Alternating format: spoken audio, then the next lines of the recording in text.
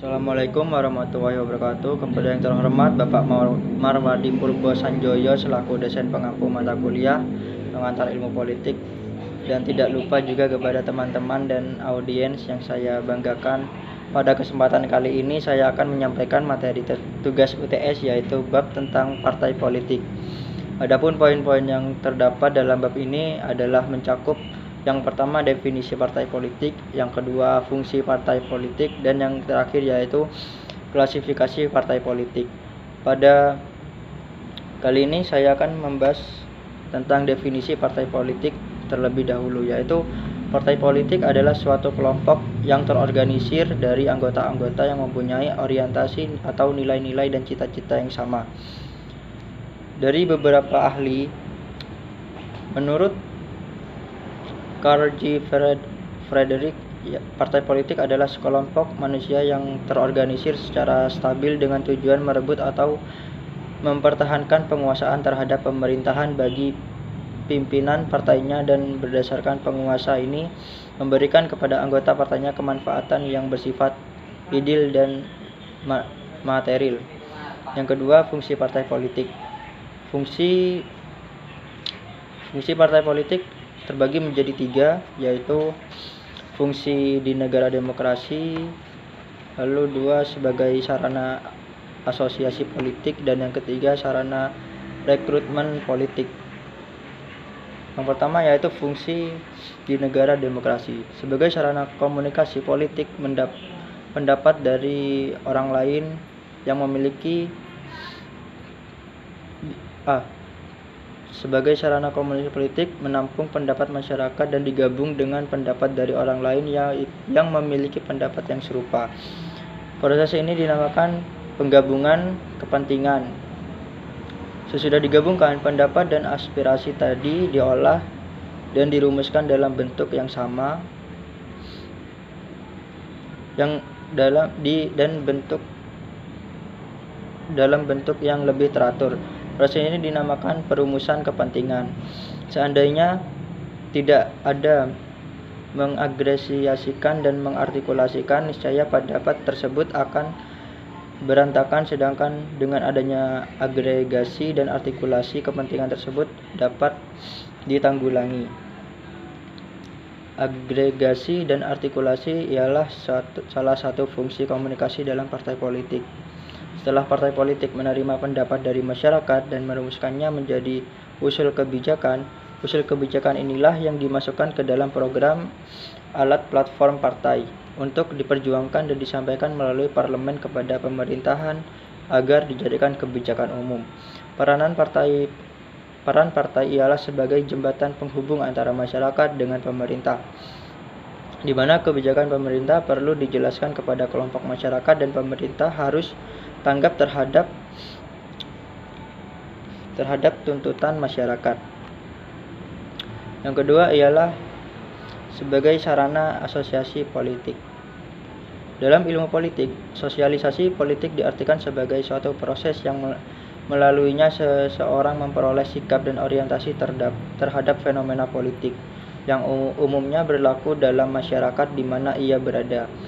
Ia adalah bagian dari proses yang menentukan sikap politik seseorang, misalnya mengenai nasionalisme, kelas sosial, suku bangsa, ideologi, hak dan kewajiban.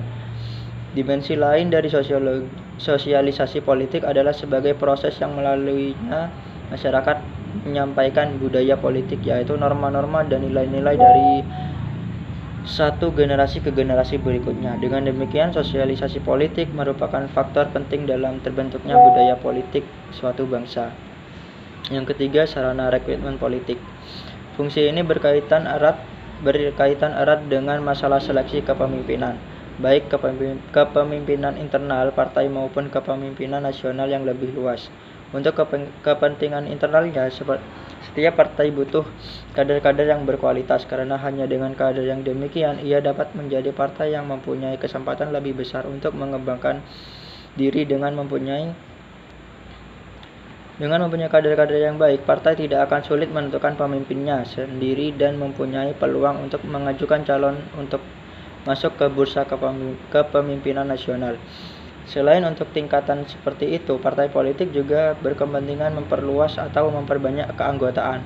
Maka ia pun berusaha menarik sebanyak-banyaknya orang untuk menjadi anggotanya yang melibatkan golongan-golongan buruh, petani, pemuda, mahasiswa, wanita, dan sebagainya. Kesempatan untuk berpartisipasi diperluas, rekrutmen politik menjamin kontinuitas dan kelestarian partai, sekaligus merupakan salah satu cara untuk menjaring dan melatih calon-calon pemimpin. Yang C, klasifikasi partai. Klasifikasi partai sendiri dibagi menjadi 3, yaitu partai tunggal, yang kedua dwi partai, dan yang ketiga ialah multi partai.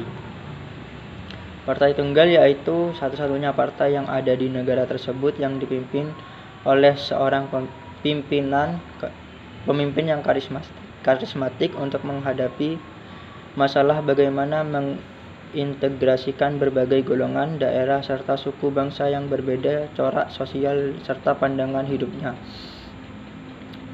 Dikhawatirkan bahwa bila keanekaragaman sosial dan budaya ini tidak diatur dengan baik, akan terjadi masalah sosial politik yang menghambat usaha pembangunan negara-negara yang menggunakan partai tunggal ialah negara yang baru lepas dari kolonial atau negara baru. Yang kedua ialah dwi partai. Dalam sistem dwi partai, yaitu partai dibagi menjadi partai penguasa dan partai oposisi. Partai penguasa ialah partai yang menang dalam pemilihan umum, dan partai oposisi ialah partai yang kalah dalam pemilihan umum. Dalam sistem ini, partai yang kalah berperan sebagai pengecuan utama tapi yang setia terhadap kebijakan partai yang duduk dalam pemerintahan, dengan pengertian bahwa peran ini sewaktu-waktu dapat bertukar tangan dalam persaingan memenangkan pemilihan umum kedua. Partai berusaha untuk merebut dukungan orang-orang yang ada di tengah dua partai dan yang sering dinamakan pemilihan terapung atau pemilihan di tengah. Sistem dua partai dapat berjalan baik apabila terpenuhi 3 syarat, yaitu komposisi masyarakat bersifat homogen. Yang kedua, adanya konsensus kuat dalam masyarakat mengenai asas dan tujuan sosial dan politik, dan adanya kontinuitas sejarah. Sistem dua partai umumnya diperkuat dengan digunakannya sistem pemilihan single member konstituensi, sistem distrik, di mana dalam setiap daerah pemilihan hanya dapat dipilih satu wakil aja. Sistem pemilihan ini cenderung menghambat pertumbuhan partai kecil, sehingga dengan demikian memperkokoh sistem dua partai. Yang ketiga ialah multi partai.